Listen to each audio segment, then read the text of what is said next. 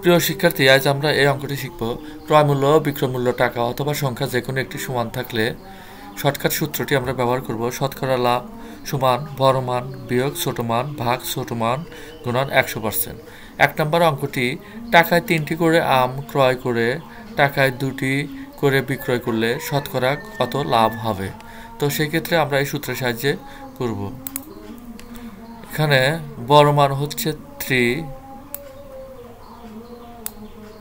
বিয়োগ ছোট মান 2 ভাগ ছোট মান 2 গুণ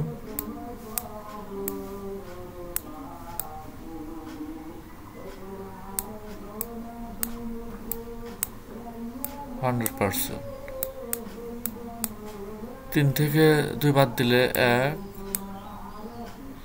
গুণ 49 দুগুণ 100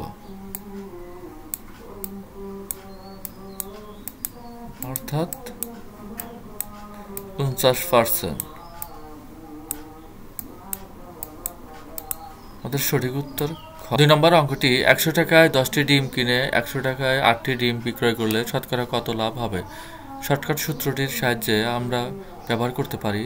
তাহলে বড় সংখ্যাটি 10 বিয়োগ ছোট সংখ্যাটি 8 ভাগ ছোট সংখ্যাটি গুণ 100%।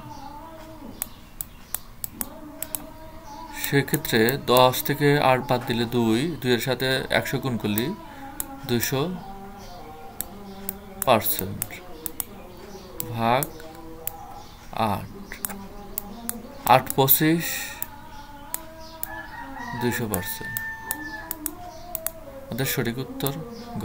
ধন্যবাদ, সবাই ভালো থাকবেন।